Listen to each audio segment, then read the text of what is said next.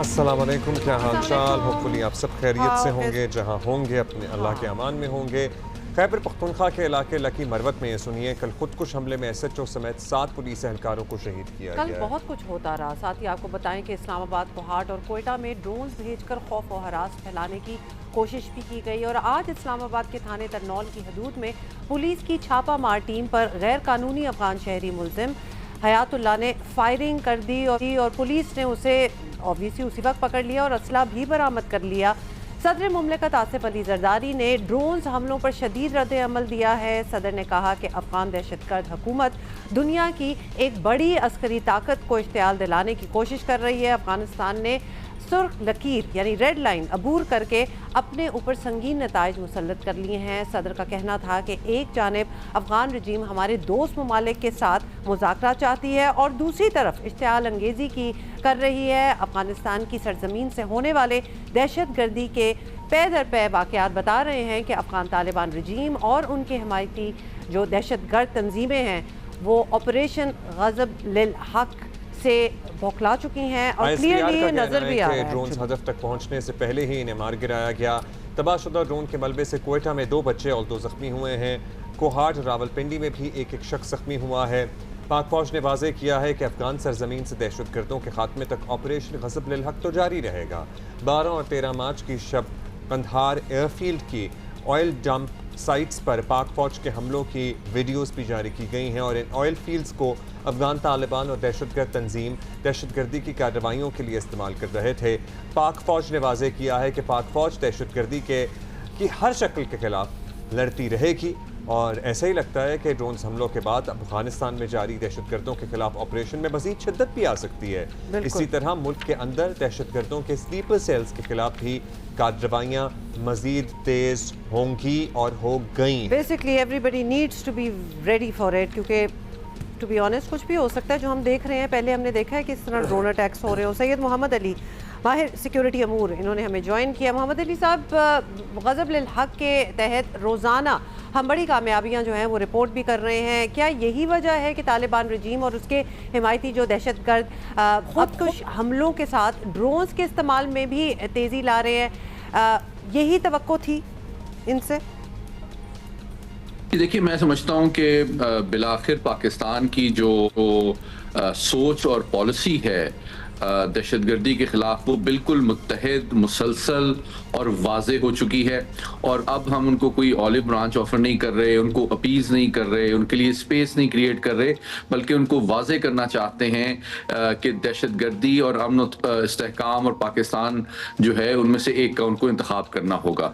और पाकिस्तान की जो बड़ी कामयाबियाँ हासिल हुई हैं उनके टेररिस्ट कैंप्स को, उनके ठिकानों को नुकसान पहुँचाने के बाद, उसके नतीजे में अब वो ये रैग टैग किस्म के ड्रोन्स का इस्तेमाल कर रहे हैं, जिससे ये साबित होता है कि अब उनको खुदकुश बमबार जो हैं बनाने में, उनको पाकिस्तान तक पहुंचाने में मसाइल का सामना है और वो टारगेट तक पहुंच नहीं सक रहे और हमारा सिक्योरिटी का निज़ाम भी बेहतर हुआ है।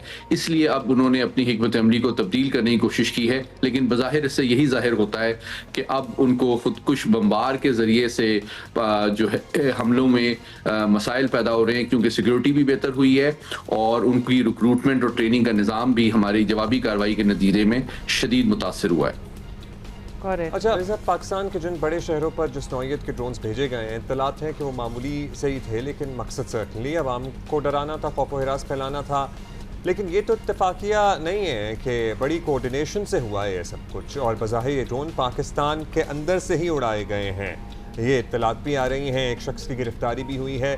सो क्या दहशतगर्दों के यहाँ मौजूद सहूलतकारों के गिर्द भी मज़ीद हमें कार्रवाइयाँ तेज़ करनी होंगी? देखिए, इसके 2 पहलू हैं। एक पहलू ये है कि अभी ये कोई वाज़े नहीं है कि ये कहाँ से लॉन्च किए गए थे, किस जगह से लॉन्च किए गए थे। लेकिन बहरहाल ये जो ड्रोन्स होते हैं, चूँकि इनको गाइडेंस तो चाहिए होती है और नॉर्मली GPS वगैरह पे चलते हैं, तो इसलिए हमने बड़ी कामयाबी के साथ, आपको याद होगा कि बुनियानुल मरसूस के दौरान भी 80 से 85 के करीब जो इसराइली हेरॉन ड्रोन्स थे जो भारत ने इस्तेमाल किए थे, उनको बेशतर सॉफ्ट किल के ज़रिए से गिरा दिया था। तो अल्हम्दुलिल्लाह हमारी अफवाज जो हैं, हमारा एयर डिफेंस का निज़ाम, चाहे वो आर्मी का हो या एयरफोर्स का हो, वो बड़ा मुस्तैद और बड़ा जदीद तरीन है। और कौम को जो है उस पर मुकम्मल भरोसा होना चाहिए कि ये भी जो उनकी हिकमत अमली है इंशाअल्लाह मुकम्मल तौर पर नाकाम होगी। अच्छा, ये भी बताइएगा कि इस वक्त पूरी दुनिया की तवज्जो जो है वो ऑब्वियसली ईरान पर है। अफगानिस्तान के तालिबान रजीम पर हमारे सिवाय कोई और प्रेशर डालता नज़र नहीं आ रहा। क्या दुनिया को ये रियलाइजेशन है कि ईरान वाली जंग जो है वो ख़त्म हो भी जाए तो अफगानिस्तान को कंट्रोल किए बिना खित्ते में अमन बिल्कुल मुश्किल है, तो ये या फिर ये स्टेप 2 होगा? जी बिल्कुल, मैं समझता हूँ ईरान जंग यकीनी तौर पे आलमी अमन सलामती के लिए एक बड़ा चैलेंज है, लेकिन दहशतगर्दी जो है वो तो एक आलमी और परमानेंट चैलेंज है, और उसके लिए तमाम जो आलमी बरादरी ताकतें और इदारे हैं उनका मुसलसल जो है कोऑपरेशन, एक फैसला कुन हिकमत अमली, ताकि इस ख़तरे से जो है हम निमट सकें, क्योंकि ये ख़तरा अब सिर्फ पाकिस्तान के लिए तो नहीं है, इससे दुनिया का कोई मुल्क और रियासत और माशरा महफूज नहीं है। इसलिए बहुत ज़रूरी है कि इसका जो मरकज़ अफगानिस्तान दोबारा से बन चुका है वहाँ आलमी बरादरी के ताउन और इलाकाई ममालिक के कोऑपरेशन से इसका फैसला कुन खात्मा किया जाए। बिल्कुल जी, ये भी साथ साथ होना ज़रूरी है। इनफैक्ट इसके इंतजार नहीं किया जा पैरेलल सकता। होना चाहिए, मतलब ये तो almost as important as any other thing है। अच्छा, अब ज़रा जंग की भी बात कर लेते हैं और आपको बताएं कि अमेरिका, इजराइल और ईरान के दरमियान जंग जो है ना वो अब तीसरे हफ्ते में आ गई है, और अमेरिका इजराइल के हमलों में शिद्दत भी आई है, और फिर देखने में आ रहा है कि ईरान की जवाबी कार्रवाइयाँ भी तेज़ हो गई हैं। कल अमेरिका ने ईरान के बल्कि हम क्या कहेंगे, खारक जजीरे पर कायम मिलिट्री तंसीबात को निशाना बनाया है। सदर ट्रंप ने ट्रूथ सोशल पर दावा किया है कि खारक जजीरा था, वैसे जजीरे पर मौजूद तमाम ईरानी अस्करी तंसीबात को तबाह कर दिया है। सदर ट्रंप ने धमकी भी दी है कि अगर तेहरान ने बहरी जहाज़ों को आबना हरमुज़ इस्तेमाल करने से रोकने का सिलसिला जारी रखा तो वो खारक जजीरे के तेल के बुनियादी ढांचे पर हमला कर देगा। आपको ये बताना ज़रूरी है कि इस जजीरे की कितनी अहमियत है। ये अहम तरीन जजीरों में से एक है। यहाँ से ही ईरान का 90% से ज़्यादा तेल दुनिया को सप्लाई होता है, और ऐसा नहीं है कि इसकी तंसीबात जो है कहीं छुपी हुई थी, अंडरग्राउंड थी। ये सब कुछ आउट इन द ओपन है, और बाय डिज़ाइन इसको टारगेट नहीं किया गया। साथ ही ऑब्वियसली तेहरान ने खबरदार भी कर दिया है कि अगर इसके अपने तवानाई के बुनियादी ढांचे पर हमला किया गया तो वो इलाके में मौजूद तेल की तंसीबात को निशाना बनाएगा।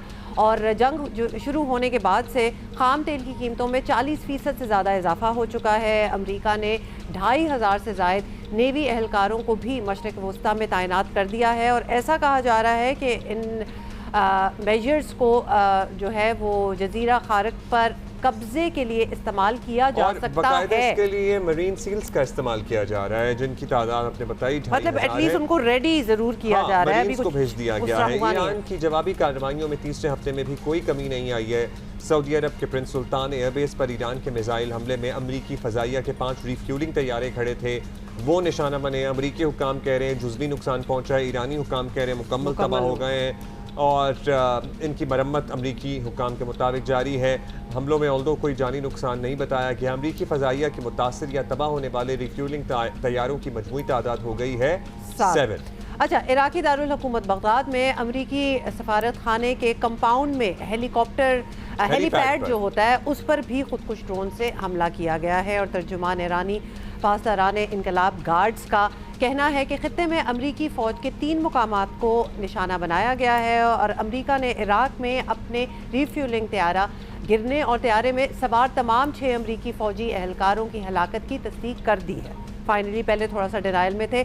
ईरान ने बहरीन में भी अमरीकी बेस को निशाना बनाने का दावा किया है, और इजरायली दारुल हुकूमत तेल अवीव पर ईरान के मिसाइल हमलों से 20 मकामात पर धमाके सुने गए हैं, और मुतअद्दद मकामात पर आग भी लगी है। लेकिन आपको पता है इजराइल ने भी अपनी न्यूज़ पे सही ब्लॉक लगाया हुआ है, तो वहाँ से कोई ख़ास न्यूज़ बाहर आ भी नहीं रही। इसराइली हुकाम के मुताबिक तेल अवीव से 50 किलोमीटर फासले पर इजरायली शहर शोहाम पर मिसाइल हमले में एक इमारत को नुकसान पहुंचा है। इसी सारी सूरत हाल पर आपको पता है हम कई दिन से बात कर रहे हैं, अभी भी बात करेंगे। डॉक्टर मलिहा लोधी साहिबा हमारे साथ मौजूद हैं। बहुत शुक्रिया डॉक्टर साहिबा। ईरान पर हमले भी तेज़ हो रहे हैं, ईरान की जवाबी कार्रवाइयाँ भी चल रही हैं। इसराइल में भी डैमेज हो रहा है, इराक, सऊदी अरेबिया में भी अमरीकी इंस्टॉलेशंस को ठीक ठाक हिट पड़ रही है। सर, मैम आपको क्या लग रहा है, when do you see this settling down? अभी कोई चांस बिल्कुल ही ख़त्म समझा जाए जल्द निमटने का इसके? मेरे ख्याल है इस वक्त जो सूरत हाल है जिसमें कि दोनों तरफ से तेज़ी हुई है हमलों पे, तो मुझे कोई जल्द ये जंग ख़त्म होने का आसार नज़र नहीं आ रहा, लेकिन कुछ कह भी नहीं सकते इसलिए कि सदर ट्रंप का कोई पता नहीं है। अगर सदर ट्रंप पे जो दबाव है, अंदरूनी दबाव और बाहर से भी जो दबाव है, वो अगर बढ़ता गया तो कुछ मालूम नहीं कि वो एक दिन एक ट्वीट कर सकते हैं कि जी हमने तो जंग जीत ली है और अब हमें और कुछ करने की ज़रूरत नहीं है। पहले भी वो मुख्तलिफ वक्त पे कन्फ्लिक्टिंग कॉन्ट्रडिक्टरी चीज़ें कहते रहे। कभी कहते रहे कि जी अभी तो जंग बहुत अरसे चलेगी, और कभी कहते रहे कि नहीं हमारे मकासद तो ऑलमोस्ट पूरे हो गए हैं। तो उनका कोई पता नहीं, बहुत ही अनप्रेडिक्टेबल शख्स है। लेकिन ये चीज़ जो सामने आई है वो एक हकीकत है कि अमेरिका ने कम से कम 3 मिसकैलकुलेशंस की हैं। एक तो ये कि अमेरिका का ख्याल था या ट्रंप का ख्याल था कि जब उन्होंने सुप्रीम लीडर आयतुल्लाह खामेनी को शहीद किया तो उनका ख्याल था कि उसके बाद बिल्कुल रजीम कोलैप्स हो जाएगी। ये तो नहीं हुआ। दूसरी मिसकैलकुलेशन उनकी ये थी कि चंद ही दिनों में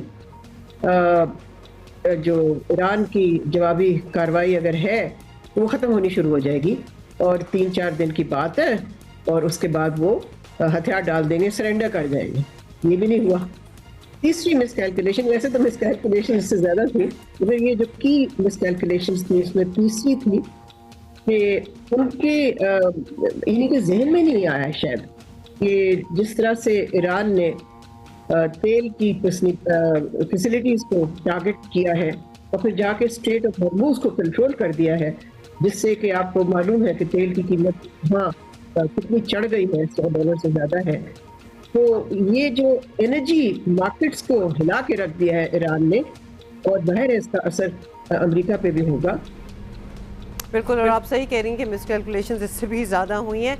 ये बताइए कि इस जंग का इम्पैक्ट जो है वो पूरी दुनिया पर ही है और the whole world is feeling it, इसलिए ये जंग रुकवाने के लिए बहुत से मुल्क जो हैं वो कोशिश भी करते नज़र आ रहे हैं। बहुत से ममालिक पस पर्दा भी मुतहर्रिक होंगे डेफिनेटली। ईरान तो ऑब्वियसली किसी की सुन भी ले, इजराइल सिर्फ एक ही की सुनता है और वो जिसकी सुनता है वो उसके साथ जंग में शरीक है, यानी अमेरिका। तो फिर डिप्लोमेसी का मार्जिन कुछ रह भी गया है या नहीं? देखिए जी, इस वक्त डिप्लोमेसी का मार्जिन बिल्कुल भी नहीं है, मैं समझती हूँ।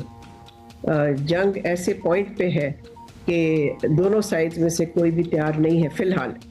जैसे मैंने पहले भी कहा, अगर अमेरिका पे ट्रंप पे दबाव सियासी और इक़्तिसादी, इकनॉमिक, मुआशी जो प्रेशर है वो बढ़ता है, और ये मत भूलें कि इस साल के आखिर में अमेरिका में मिड टर्म इलेक्शंस भी हैं, कंग्रेशनल इलेक्शंस। उनके सपोर्टर्स ऑलरेडी ये खदशा जाहिर कर रहे हैं कि शायद उसमें उनको सेटबैक, रिपब्लिकन पार्टी को सेटबैक का सामना करना पड़े। तो अगर तो ये सारे प्रेशर्स उन पे आते हैं तो फिर यस, ये हो सकता है कि हम देखें कि जंग जो है वो ख़त्म होने को आए, लेकिन वो नेगोशिएशंस के ज़रिए नहीं ख़त्म होगी। वो होगी एक या दूसरा मुल्क कहेगा कि जी बस जितना हमने करना था हमने ऑब्जेक्टिव्स अपने अचीव कर लिए हैं। और मुझे तो लगता है कि ईरान ने जिस तरह से बार बार कहा है कि हम ये जंग अमेरिका के टर्म्स पे ख़त्म नहीं करेंगे।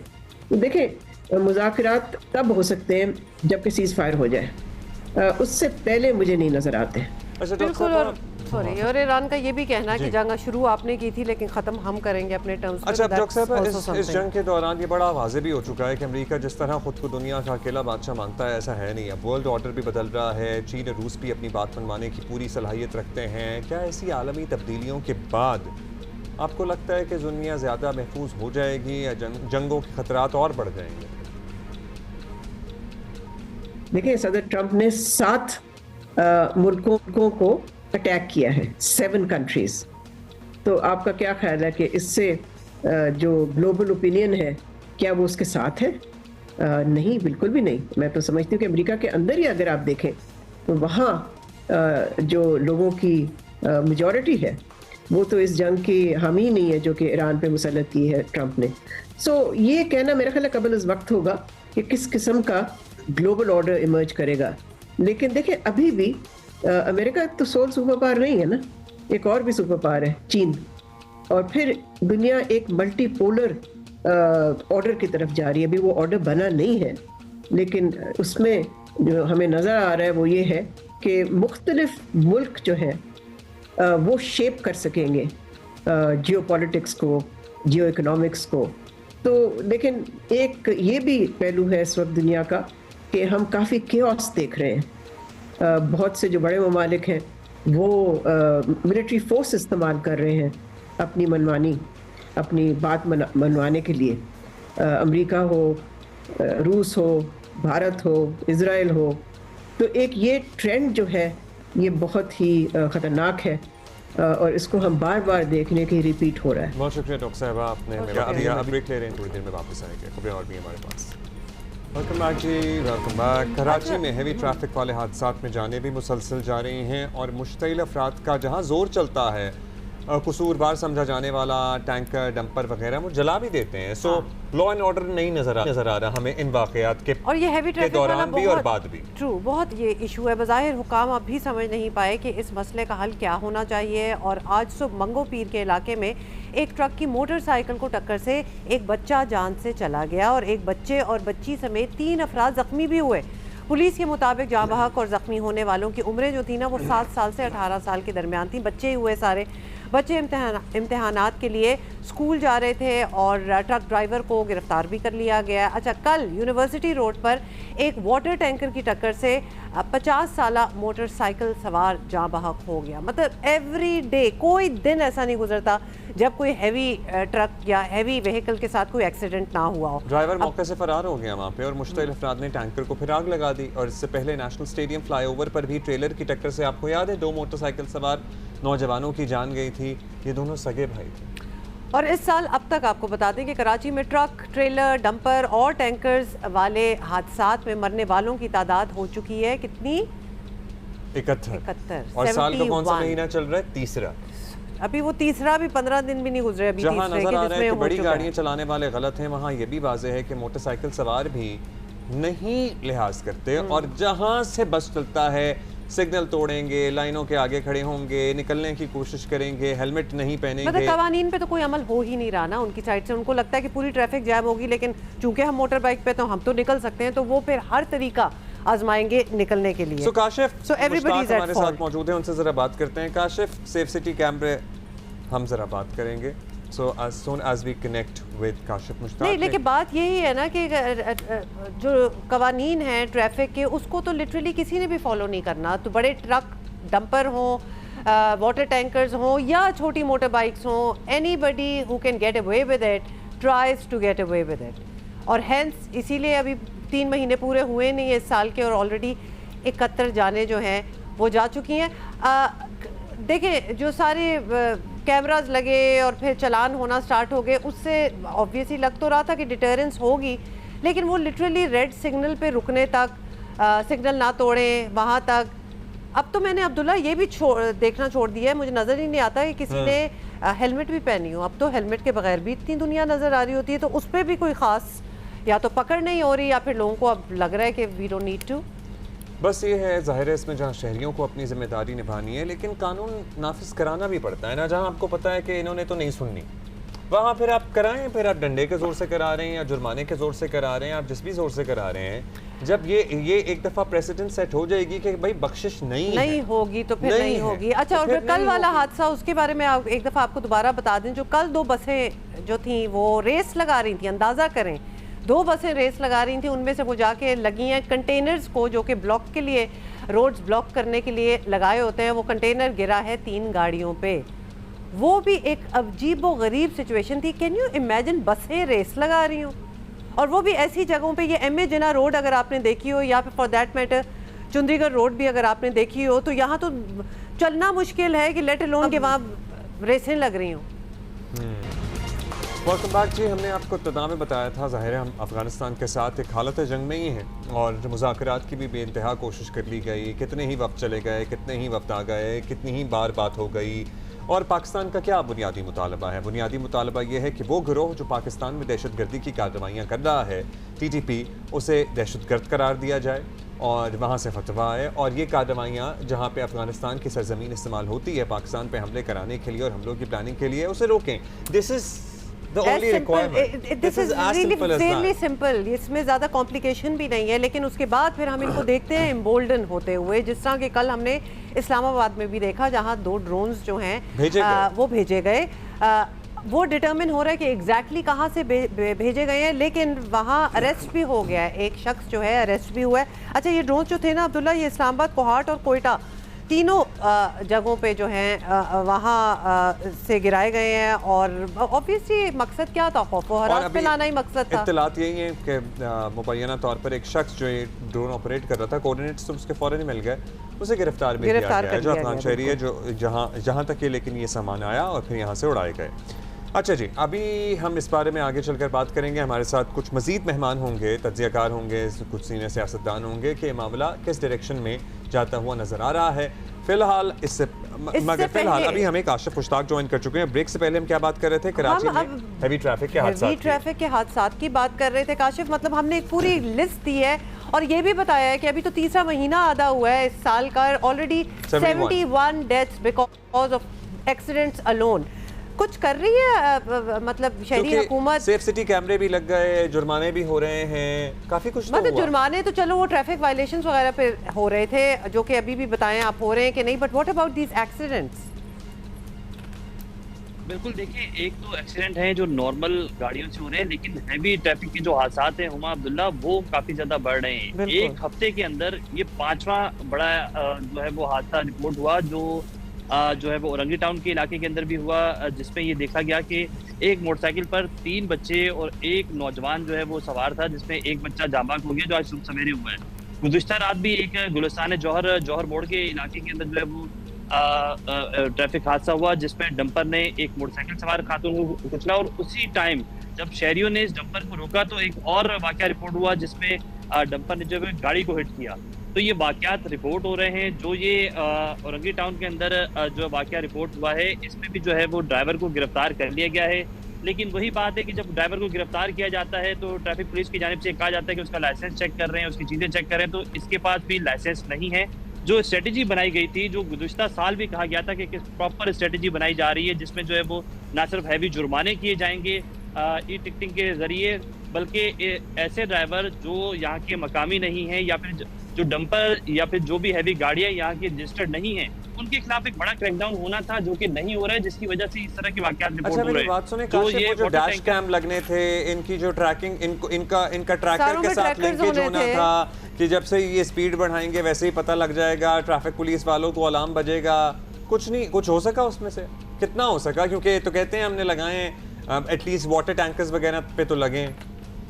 बिल्कुल, ट्रैफिक पुलिस की जानिब से ये दावा किया जाता है कि 60% ऐसे हैवी गाड़ियां हैं, ऐसी व्हीकल्स हैं जिनके अंदर जो है वो डैश कैम लगा दी गए।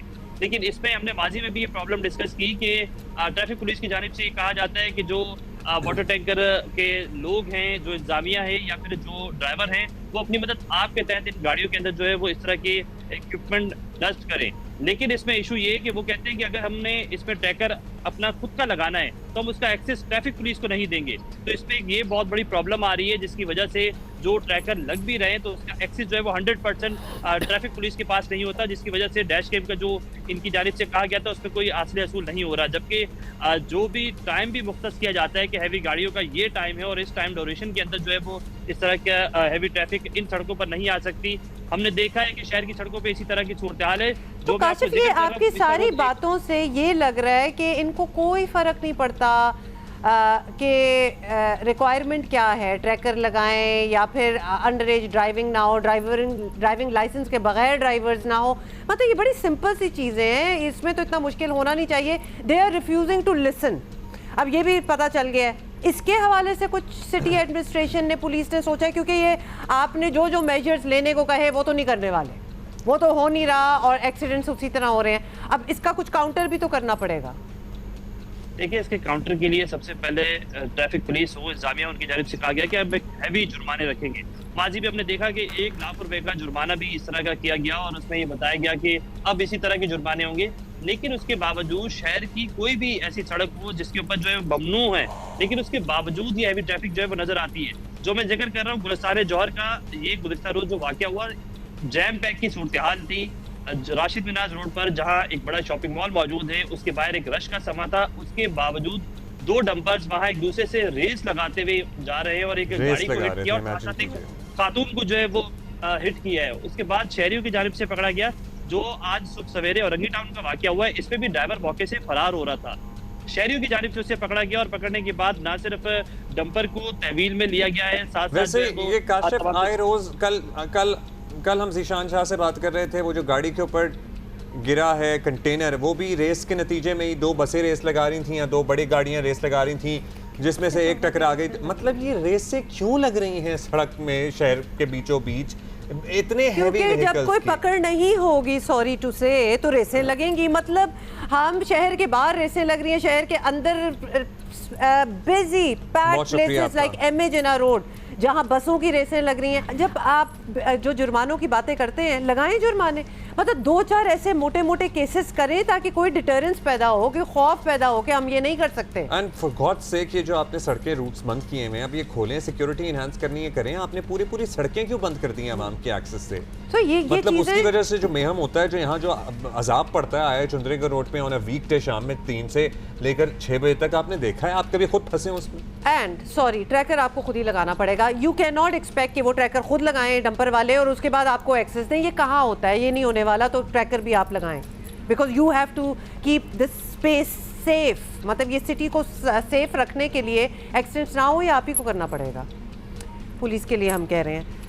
अच्छा जी, कल ही हमने बल्कि एक आपको गांव दिखाया था ना विहाड़ी के नज़दीक, जिन्होंने लिटरली उन्होंने सारा निज़ाम जो है अपने हाथों में लिया हुआ है। एक चोरी हुई थी छोटी सी, उन्होंने खुद ही अपनी मदद से ही सारे कैमरे वगैरह और सफाई से, क्या मतलब इसको कहते हैं कि कम्युनिटी सर्विस भी, और कम्युनिटी साथ मिलके काम करें। अभी हम आगे बढ़ेंगे और एक और हमारा इशू है जो हमने डिस्कस करना है। अमेरिका इसराइल के ईरान के खिलाफ जंग ने पाकिस्तान के लिए दाखिली, खारजी और माशी महाजों पर बड़े चैलेंजेस खड़े कर दिए हैं। तेल की कीमत आवाम की पहुंच से बाहर हो चुकी है, आपको पता ही है, जिसकी वजह से महंगाई का एक तूफ़ान है जिसने गरीब आदमी, क्या मिडिल क्लास आदमी की भी अब कमर तोड़ दी है। पाकिस्तान को एक एक कदम फूंक कर उठाना भी पड़ रहा है।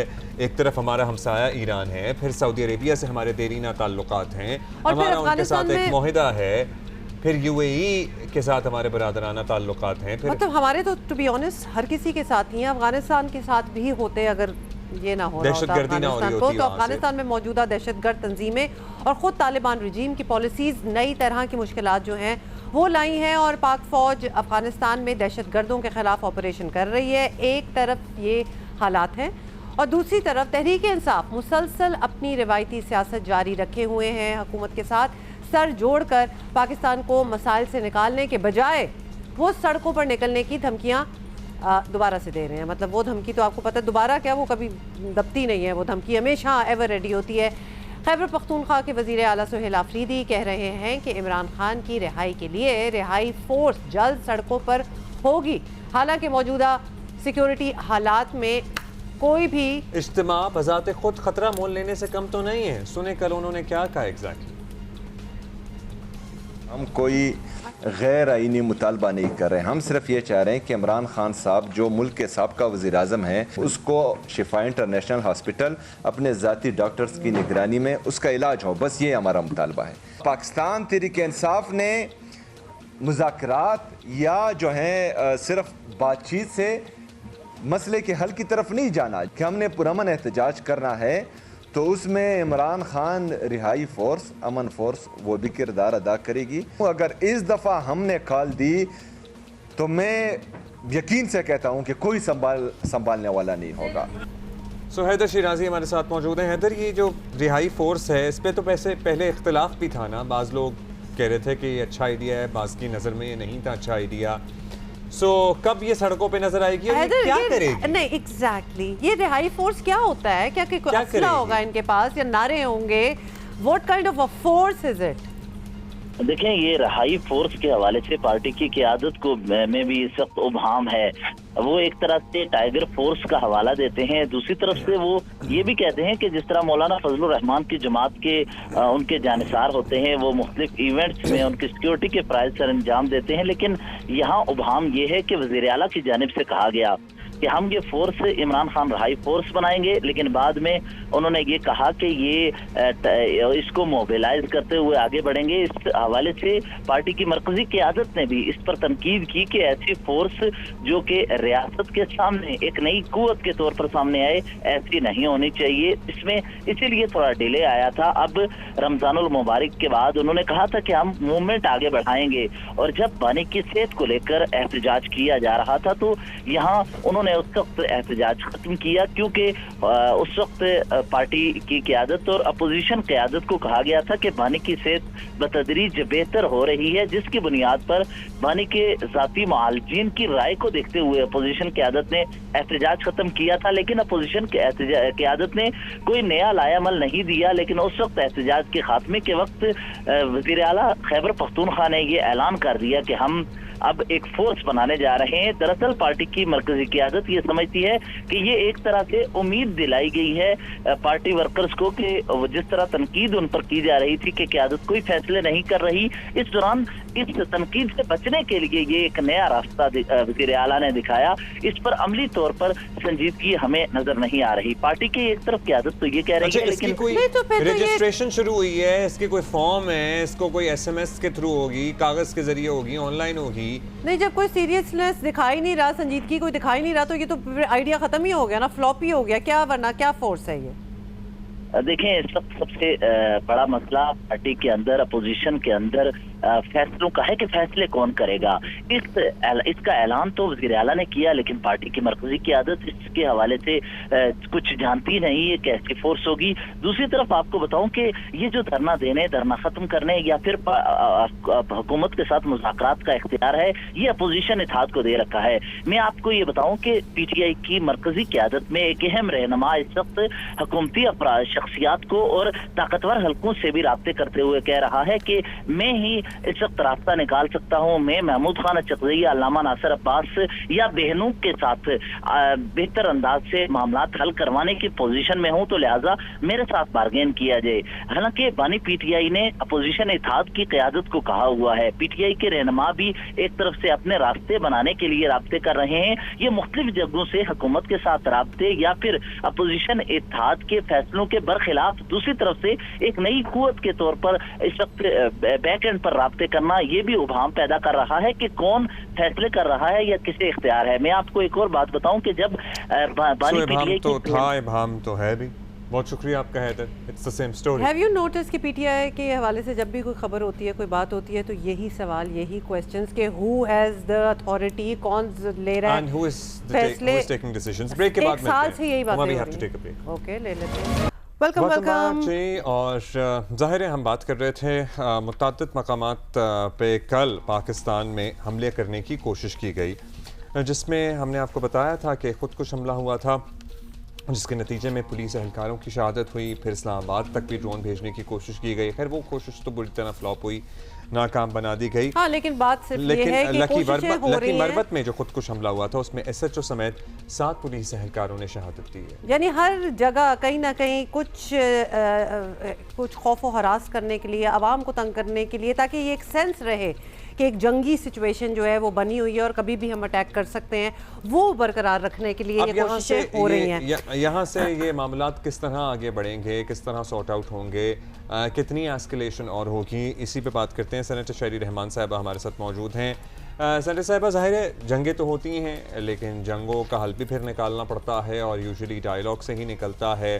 अभी भी जो सूरत हाल बनी हुई है between Afghanistan and Pakistan concerning तो है हमारे लिए, क्योंकि वो भी टस से मस नहीं हो रहे और हम भी अब पहली दफ़ा ही है कि भरपूर कार्रवाई कर रहे हैं। क्या लगता है आपको कितनी देर ये और सिलसिला चलेगा? और कल की कार्रवाइयों के बाद जिस तरह उन्होंने दरअंदाजी की कोशिश की है, हमारी तरफ से और ज़्यादा मौसर जवाबी कार्रवाई की जाएगी?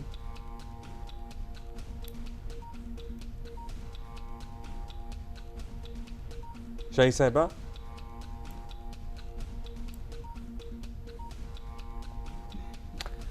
अच्छा जी, we will try to connect with Sherry Rehman साहिबा अगेन, लेकिन सवाल बड़ा पर्टिनेंट है कि ये बात कहाँ तक जाएगी, बिकॉज आपको पता है कि ये हमारा एक ऑपरेशन जो अफगानिस्तान में है ये भी कुछ अरसे से 2 हफ्ते तो एटलीस्ट इसको भी हो गए हैं, ये चल रहा है ज़रब लिल हक।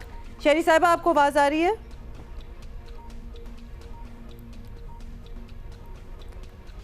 अच्छा जी, शहरी साहिबा को एक दफ़ा दोबारा जी, शहरी साहिबा आपको आवाज़ आ रही है? We can't hear you actually. अभी हमारी Can you hear me now? Ji, can you hear us शहरी साहिबा? I can totally hear you. Now we can hear you too. शहरी साहिबा जल्दी से, बात हमारी बस यही हो रही है कि where do you see this going? ये हमारा एक ऑपरेशन तो अफगानिस्तान में चल रहा है, लेकिन Afghanistan seems to have become emboldened. हम कल के कुछ अटैक्स की बात भी कर रहे थे, आपको क्या लग रहा है ये बात कहाँ जा रही है? देखिए, अफगानिस्तान में जो तालिबान रेजीम के एहलकार हैं जो इस वक्त फरोग दे रहे हैं इस तरह की दहशतगर्दी को, या रोकथाम कर नहीं पा रहे हैं, ना करना चाह रहे हैं, तो उससे तो लगता है कि ये अभी किसी हद तक जाने तैयार हैं। लेकिन मेरी नज़र में ये एक तवील जंग इसलिए नहीं हो सकती बिकॉज ये एक वन साइडेड बात होगी। हकीकत पसंदाना पॉलिसी इनको अपनानी होगी। ये देखिए, लैंडलॉक मुल्क हैं और पाकिस्तान ने हर तरफ हर वक्त इनकी मतलब दिहाइयों से मुआवनत की है। तो दहशतगर्दी तो देखिए किसी की सलामती और बका के लिए मैं नहीं समझती काबिल कबूल हो सकती। और किनेटिक रिस्पांस जिसे कहते हैं, अस्करी जवाब जब होता है, बहुत देर में पाकिस्तान देता है हर हालत में कि कोई जब ऑप्शन नहीं रहे, जब आपके पास सालसी या अमन के सारे ऑप्शंस या नेगोशिएशंस के सारे ऑप्शंस खत्म हो जाते हैं तो ये फिर किया जाता है। और अब आई थिंक बार बार जो ये अब जैसे ड्रोन अटैक जो हुआ है कल रात को, मैं निकल गई थी, पर उसके बाद मुझे नहीं ख्याल आया कि कोई रियल तातुल हुआ हमारी एयर स्पेस में तो नहीं हुआ। लेकिन जो ये इस वक्त क्रूड म्यूनिशंस के जरिए अटैक कर रहे हैं, ये देखिए ये किसी भी ग्रुप के हाथ में कुछ भी आ सकता है। आजकल के हालात आपके सामने हैं। तो अब पाकिस्तान को अपनी फजाई स्पेस का दिफा करना मैं समझती हूँ बखूबी आता है। इस तरह के छोटे मोटे डिस्ट्रप्शन से आपका जो मेन नज़्बुल ऐन है डिटरेंस वाला दहशतगर्दी से के हवाले से वो हटना नहीं चाहिए। अफगान तालिबान रजीम जो है, जाहिर है अभी तक तो उन्होंने यही फैसला किया हुआ है कि पाकिस्तान से हालात उन खराब कर लेंगे, लेकिन जो उनका TTP वाला एसेट है उसको वो बिल्कुल डिस्टर्ब नहीं करना चाहते हैं। How long can it go like this? और दुनिया का क्या किरदार होगा, आपको क्या लगता है? मतलब हम तो अपनी कार्रवाई कर रहे हैं। जी, इस वक्त आप देख रहे हैं दुनिया तो मसरूफ हो गई है अपने एनर्जी डिस्ट्रप्शन, एक एनर्जी शॉक चल रहा है और एक जंग भी चल रही है, और एक बहुत बड़ी जंग चल रही है ऐसे खित्ते में जो ऐसा थिएटर जो स्ट्रेटेजिक है बहुत सारी चीजों के लिए ना, एनर्जी इंपोर्ट के लिए, फूड एनर्जी एक्सपोर्ट्स के लिए, और फूड GCC ममालिक के हवाले से ईरान को भी देख लें।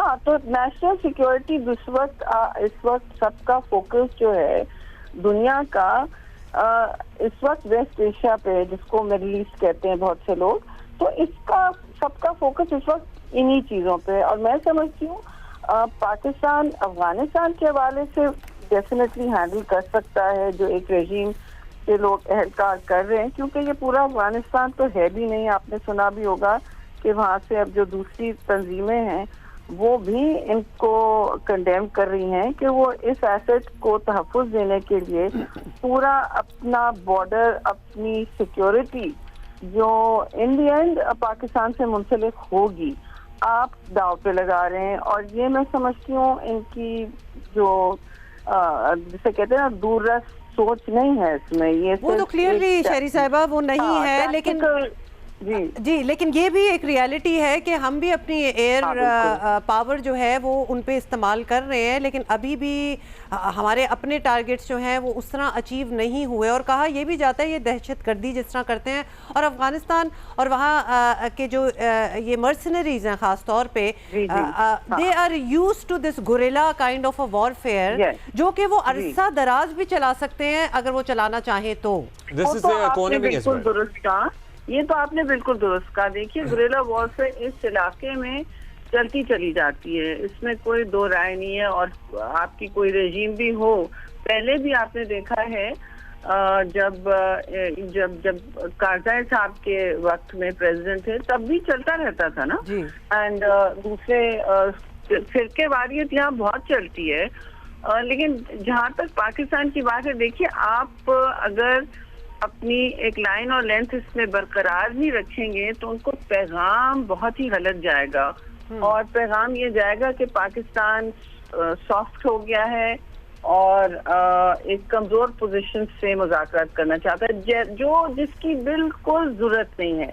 देखिए मैं और आप जो हैं, जो भी हम बात कर रहे हैं, जितने भी लोग मैंने सुने इस पर, इवन सारे रियासत के हार्डेस्ट एहलकार, कोई नहीं कहता है कि हम अफगानिस्तान के साथ अस्करी मामलात पर रहना चाहते हैं। ठीक है, हमने हमेशा, देखिए ट्रेड आपका चलता है, सब कुछ चलता है, आप पर भी इम्पैक्ट होता है, लेकिन ये कॉस्ट आप बर्दाश्त कर सकते हैं। मुझे वहाँ लगता है कि इन्होंने कोई इंटरेस्ट नहीं है कि बाकी अफगानिस्तान में हालात कैसे होंगे और कौन कौन इसमें वहाँ जितने भी लोग हैं, इससे तो और उनकी सफरिंग बढ़ती चली जाएगी ना, आइसोलेशन, सफरिंग, हर चीज। तो this is not going to, ये लॉन्ग गेम उनका नहीं चल पाएगा। पोजीशन ऑफ स्ट्रेंथ से ही मुज़ाकरात करेगा जब भी करेगा।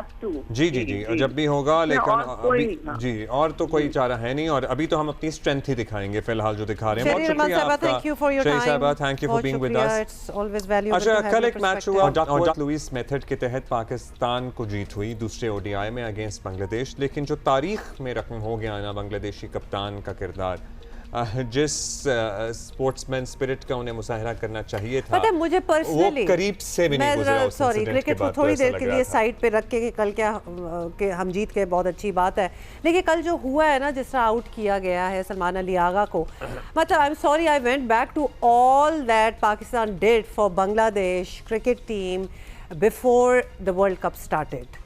मतलब इतनी उनकी साइड लेना और सही चीज़ पे साइड लेना, और इतनी आईसीसी के ऑफिशियल से बात करना, मोहसिन नकवी, मतलब कितनी बार मुलाकातें हुई, और बांग्लादेश के हक के लिए भी कि why they should be included in the ICC and all that, मतलब इतना कुछ हुआ। और उसके बाद एक छोटी सी चीज़ कल हमने देख ली, जिस तरह आउट किया गया, that was so against the spirit of the game. अच्छा, सीरियसली इसके बारे में तो it needs to be said. Mohammad Kaif का बयान आया इस पे, उसमें उन्होंने ये भी कहा यंगस्टर्स के लिए कि दिस इज समथिंग कि आपका फाइनल भी एट स्टेक होना, तो फिर भी ना करें, मतलब कोई अपनी भी एक इज्जत होती है, डिग्निटी होती है। अच्छा, राशिद भाई हमारे साथ मौजूद हैं, और बाय द वे फिर आकिब जावेद साहब की प्रेस कॉन्फ्रेंस भी हुई है, और उसमें उन्होंने ये भी कहा कि जो दो खिलाड़ी हमारे इंजर्ड हुए हैं, सीनियर खिलाड़ी फ़खर ज़मान और बाबर आजम, वो कैसे इंजर्ड हो गए अचानक से वर्ल्ड कप के बाद, इसकी भी बहुत सी चीज़ें हैं, कुछ तहकीकात होंगी। सईद याया हुसैनी हमारे साथ मौजूद हैं, और राशिद भाई हमारे साथ मौजूद हैं। राशिद भाई, याया भाई, अस्सलाम वालेकुम। राशिद भाई, पहले तो प्लीज बता दें वो आउट होने वाला, although we might have spoken about it yesterday for briefly, लेकिन आप क्या कहते हैं? लेकिन ये जो चीजें हैं, ये पर्सन टू पर्सन वेरी करती हैं कि कौन किस तरह से सोचता है। बहुत सारे इंसिडेंट क्रिकेट हिस्ट्री में हुए हैं, ये होना नहीं चाहिए, against the spirit of the game है, नो डाउट। लेकिन मैं दूसरा जो क्लिप है, जो हमारे कप्तान ने जो T20 के अपना हेलमेट जो फेंका है, वो आईसीसी के कोड ऑफ कंडक्ट की खिलाफ वर्जी करता है, ये भी गलत चीज है। वो तो किया उन्होंने, हमें अपना जो भी गुस्सा है वो हाथ पे रखना चाहिए था, लेकिन जो हुआ वो सही नहीं हुआ क्रिकेट के लिए। ये बहुत नॉर्मल थी, एक चीज थी, ठीक है, गलती हुई है सलमान अली आगा से और मिराज से, लेकिन उसके बाद जो इंसिडेंट आया, वो जितने भी लोग, लाखों लोग टीवी पे देखते हैं ना, अच्छा इम्पैक्ट नहीं जाता। तो इस चीज से बचने के लिए मेरे ख्याल से आपकी जो मीटिंग्स होती हैं उसके अंदर आपको ये सारी चीजें सिखानी चाहिए। यानी आप कह रहे हैं कि वो एक आउट वाला तो चलो हो ही गया था, लेकिन उसके बाद सलमान अली आगा को इतना गुस्सा और वो रिएक्ट नहीं करना चाहिए, वो रिएक्शन नहीं आना चाहिए आईसीसी कोड ऑफ कंडक्ट। अच्छा याया भाई, आप बताइएगा। अच्छा, हम सलमान भी बात कर रहे थे और हम भी बात कर रहे थे, बॉल हो गई, पैड को लग गई बल्ले, उसके बाद उससे पहले उनके स्टंप पे मेहदी के मारने से पहले बाकायदा when we see that if Salman even tried to go back to the wicket, वो जा नहीं सकते थे क्योंकि वो आगे उनका खड़ा रास्ता था, रोका हुआ था, वो उनके आगे मुंह के ऊपर खड़े हुए थे। और बेशक जानबूझ के ना रोका हो, बट वो सिचुएशन ऐसी बनी हुई थी कि ही कुडंट हैव, तो वो जो ब्लॉकिंग हिज वे, वो इतने हरीड भी नहीं लग रहे थे, like you know he is gonna take a run और व्हाटएवर, वो तो बॉल उठा रहे थे। देखिए अब्दुल्ला और हुमा, जो कुछ भी हुआ वो हीट ऑफ द मोमेंट हुआ, और बिल्कुल वजह फरमाया राशिद लतीफ साहब ने कि सलमान अली आगा इस मैच में कैप्टन नहीं थे, मेहदी हसन मिराज इस मैच में कैप्टन थे, तो कैप्टन के ऊपर बड़ी भारी जिम्मेदारी आयद होती है। उन्होंने बिल्कुल स्पोर्ट्समैन स्पिरिट के मुनाफी एक काम किया, लेकिन जो कुछ भी हुआ हीट ऑफ द मोमेंट हुआ। अगर आप मैच के हिसाब से देखेंगे तो पाकिस्तान टीम ड्राइविंग सीट पर थी, 100 रन की पार्टनरशिप लग गई थी, डेस्परेट थी बांग्लादेश की टीम विकेट हासिल करने के लिए, और ये जो कुछ जिस अंदाज में उन्होंने आउट किया, सलमान अली आगा अपनी जगह ठीक थे, मेहदी हसन मिराज अपनी जगह ठीक थे, लेकिन खेल के हिसाब से जो हुआ वो रूल में तो है, लेकिन खेल के हिसाब से जो हुआ वो नहीं होना चाहिए था। लेकिन अब इसको इस चीज से जोड़ना कि जी पाकिस्तान क्रिकेट बोर्ड ने इंटरनेशनल क्रिकेट काउंसिल के ICC T20 टूर्नामेंट में बांग्लादेश को सपोर्ट किया और बांग्लादेश के खिलाड़ियों का ये रद्द अमल, देखिए उन्होंने इतना लंबा सोचा नहीं होगा। जो कुछ भी हुआ ग्राउंड में हुआ, ग्राउंड की बात को ग्राउंड तक ही खत्म हो जाना चाहिए, बाकी जो सोशल मीडिया जो चीजें वायरल है वो अपनी जगह है। अच्छा, वैसे from the world of cricket क्या रिएक्शन आ रहा है? हमने देखा हमारी तरफ से तो बहुत से रिएक्शंस आए हैं, स्पोर्ट्स जर्नलिस्ट भी बात कर रहे हैं, हमने मोहम्मद कैफ का भी बयान देखा पढ़ा, बाकी जो वेस्टर्न कंट्रीज हैं मतलब ऑस्ट्रेलिया, इंग्लैंड, न्यूजीलैंड, इनकी तरफ से किसी ने ऑब्जर्व किया कल ये जो हुआ, इस पे कोई कमेंट्री देखने को मिली है आपको? या देखिए मैंने आपसे दोबारा अर्ज किया ना कि एक इंसिडेंट है और इंसिडेंट को कैश कराना, उसके ऊपर अपनी राय देना, वो तो हर आदमी का पर्सन टू पर्सन वेरी करता है, लेकिन खेल के अंदर जो कुछ हुआ है वो ग्राउंड के अंदर हुआ है, हीट ऑफ द मोमेंट हुआ है, जो कुछ हुआ है। अगर खेल के हिसाब से आप बात करें, गेम ऑफ जेंटलमैन कहते हैं क्रिकेट के खेल को, नहीं होना चाहिए था, हो गया है। अब इस पर इंटरनेशनल क्रिकेट काउंसिल क्या करता है? राशिद लतीफ ने बिल्कुल वजह फरमाया कि सलमान अली आगा का जो एग्रेशन है वो उनके लिए मुश्किल हो सकती है। अच्छा, अब बहुत सी चीज़ें फाइनली ये भी बता दें, बिकॉज माशाल्लाह हमारे इतने यंगस्टर्स भी हैं टीम में, और ये सलमान अली आगा का रिएक्शन जो था उसके बाद हेलमेट मारना एंड ऑल दैट, राशिद भाई आप कह रहे थे कि ये नहीं करना चाहिए था। Can it be inculcated as a part of a training कि अगर इस किस्म की कोई सिचुएशन अराइज हो ही जाती है तो अपनी डिग्निटी रखो और इस किस्म की चीज़ें ना करो? And is it already not a part of the training? हाँ, ये हैरानी हो रही है नहीं, या फिर is it a part of the rules or anything? सारी चीजें पता होती है, और specially captain Salman Ali Agha T20 के काफी अच्छे कैप्टन रहे हैं और अभी भी कैप्टन है, तो उनको तो ब्रीफ किया जाता है। लेकिन जैसे यया भाई ने कहा ना कि हीट ऑफ द मोमेंट, ये ऐसा टाइम होता है ना, नहीं पता चलता। अभी रिसेंटली लास्ट ईयर आपने एशेज देखी होगी, उसमें जॉनी बेरिस्टो को एलेक्स कैरी ने रन आउट कर दिया था विकेटों के पीछे से, वो बार बार जाते थे, टैप करते थे स्टंप विकेट पे जाके और वापस आ जाते थे। एक जगह उनको मौका मिला, वो आउट कर दिया। तो ये कवानीन है जो कि उसके ऊपर बड़ी कंट्रोवर्सी बनी, इंग्लिश मीडिया ने, ऑस्ट्रेलियन मीडिया का क्लैश हुआ इसके ऊपर, और इस तरह की चीजें मीडिया के लिए दिनत बनती हैं बहुत ज्यादा, लेकिन विद इन द क्रिकेटर ये एक रूटीन इतनी बड़ी चीज नहीं होती, इतनी बड़ी चीज नहीं, ये हो गई। अब हम नेक्स्ट की तरफ जाते हैं। अब ICC करेगा जो कि फाइन में भी मुझे लगता है 25% या कोई फाइन लगेगा। राशिद भाई ये भी बता दें कि ये आकिब जावेद का ये जो कहना है, इसको आप डिसाइफर करें कि इस स्टेटमेंट का क्या मतलब हुआ। हाँ, तो ये उनका कहना है कि ये वर्ल्ड कप के फौरी बाद ये दोनों प्लेयर्स बेसिकली ये बाबर और फखर की बात कर रहे हैं, तहकीकात होनी चाहिए कि एकदम से कैसे इंजर्ड हो गए, क्या मतलब है इसका? ये अपनी तहकीकात कैसे करेंगे, क्योंकि दो प्लेयर खेल रहे हैं, उसका अनफिट कब हो गए? दोनों ने आखिरी मैच खेले हैं, एक आखिरी मैच नहीं खेला बाबर आजम ने, और फखर तो खेले हैं। मुझे नहीं समझ में आया मतलब इस प्रेस कॉन्फ्रेंस का मकसद, और वो क्या बताना चाह रहे हैं। स्पेशली ये जो आपने बात की है ना अनफिट होने वाली, ये हमारे लिए भी एक शॉकिंग न्यूज है। ये उनके लिए भी नहीं, ये उनके लिए भी न्यूज है, इसीलिए तो वो कह रहे हैं कि तहकीकात की जाए। तो कौन करेगा तहकीकात? वो क्या इम्प्लाई कर रहे थे? आपकी इनकी अपना मेडिकल पैनल, इनकी सारी चीजें अपनी, एक चीज ऑनलाइन, तो ये तो कमेटी का हिस्सा है। या आपको क्या लग रहा है, या आपको एक तो पहले बता दें कि इस स्टेटमेंट से आपको क्या लगा है कि क्या इंसिनुएट कर रहे हैं या एक्चुअली कंसर्न्ड हैं कि भाई कैसे हो, क्या इंजरी हुई है? देखिए उमा और अब्दुल्ला, जो कुछ पाकिस्तान क्रिकेट में चल रहा है, सिलेक्शन कमेटी जो है वो पंचिंग बैग बन जाती है, आपके सामने है। और गुज़िश्ता रात chairman Pakistan cricket board Syed Mohsin Raza Naqvi से सिलेक्शन कमेटी की मुलाकात हुई, और सिलेक्शन कमेटी की मुलाकात में चेयरमैन क्रिकेट बोर्ड ने सिलेक्शन कमेटी को कहा कि मेरा मुकम्मल एतमाद आपके ऊपर है, तनकीद बराए तनकीद से बिल्कुल घबराने की जरूरत नहीं है, आप फुल फ्री हैंड होकर काम कीजिए और मेरी मुकम्मल सपोर्ट आपके पास है। और आज इसी सपोर्ट को लेकर, इसी कॉन्फिडेंस को लेकर आकिब जावेद साहब अपनी सिलेक्शन कमेटी के साथ मीडिया के सामने आए। बिल्कुल बहुत सारी चीजें हमें भी समझ नहीं आई, जिस तरह आप सवाल कर रहे हैं या जिस तरह राशिद लतीफ साहब सवाल कर रहे हैं। देखिए, यहाँ पर मुझे कहीं ऐसा लगता है कि बहुत बारीक लाइन है टीम मैनेजमेंट और सिलेक्शन कमेटी के दरमियान, और बहुत सारी चीजें जो हैं वो तय होना बाकी हैं। उन्होंने जिस तरह कहा कि ये तहकीकात होनी चाहिए, उसका मतलब ये है कि हमने तो जहाज में सही बिठाया था इनको। एक फखर जमान है, उनकी फिटनेस का इशू है, पूरी पाकिस्तान को पता है, लेकिन बाबर आजम और सलमान मिर्जा कैसे अनफिट हो गए, जो सवाल राशिद लतीफ साहब ने किया। तो देखिए, ये टीम मैनेजमेंट का काम था। अगर इनको कोई निगल था, जो आपके फिजियो हैं, जो आपके डॉक्टर हैं, उनको टीम मैनेजमेंट के थ्रू सिलेक्शन कमेटी को ब्रीफ करना चाहिए था। इस चीज को आपको अंडरस्टैंड करना चाहिए कि श्रीलंका से जो हमारा गैर मुल्की स्टाफ है वो पाकिस्तान नहीं आया, वो चला गया था अपने मुल्क, और उसके बाद उन्होंने टीम को ढाका में ज्वाइन किया है। बाकी पाकिस्तान टीम वापस आ गई थी। तो ये एक आप कह सकते हैं कि एक मालूमात की अदम फरामी, मालूमात की अदम आगाही, जिसकी वजह से ये चीज पैदा हुई। और आज सिलेक्शन कमेटी ने जब प्रेस कॉन्फ्रेंस में इस चीज का खुलासा किया तो वो एक फसाना बन गया है।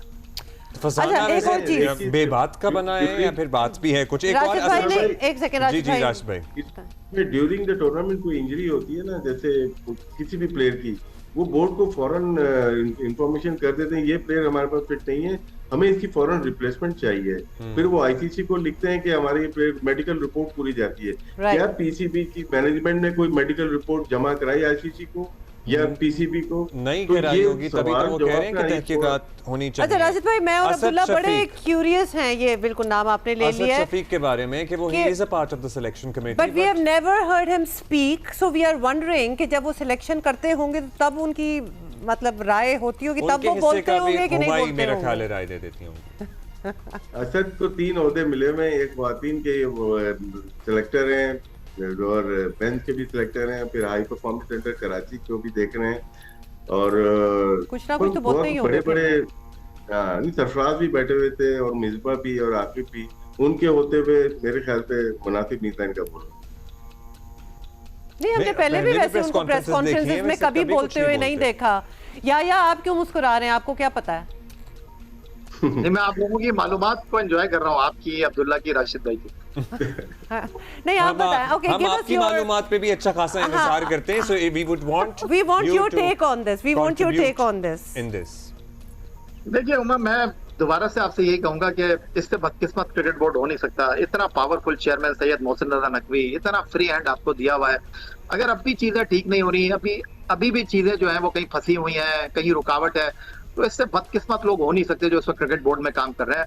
और जो लोग क्रिकेट बोर्ड में काम कर रहे हैं, मिसबाह की बात कर रहे थे आप, आकिब जावेद साहब की बात कर रहे हैं। आकिब जावेद पहली बार क्रिकेट बोर्ड में नहीं आए, इससे पहले पाकिस्तान टीम के बॉलिंग कोच रह चुके हैं। मिसबाह अब से चंद साल पहले हेड कोच भी थे, बैटिंग कोच भी थे। अच्छा, और बनाने वाली मिसबाह भाई के पास भी माशाल्लाह कौन सा ओहदा था जो नहीं था?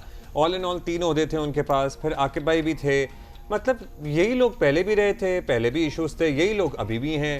तो with the same team, what different outcome can we expect?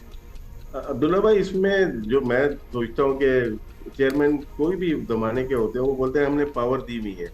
Power कोई चीज नहीं होती देने की, उसको इस्तेमाल करने की चीज होती है। कि अगर मैं चीफ सेलेक्टर हूँ, मैं किसी को बगैर बताए रख सकता हूँ किसी भी प्लेयर को अपनी टीम को मिला के, तो ये वो पावर लेने वाली बात नहीं है। ये जो सिलेक्शन कमेटी है ना, ये शायद जो मीटिंग हुई है, मीटिंग होने का मकसद ही यही है, कोई ना कोई बात हुई है, रिएक्शन हुआ है, जो सोशल मीडिया और मीडिया में जो टीम अनाउंस हुई है, बांग्लादेश गई है, उसके बाद बहुत बड़ा रिएक्शन आया है, उसके ऊपर ये शायद मीटिंग। उससे वर्ल्ड कप हारने के बाद तो मीटिंग नहीं हुई ना, वर्ल्ड कप हारने के बाद तो प्रेस कॉन्फ्रेंस नहीं हुई।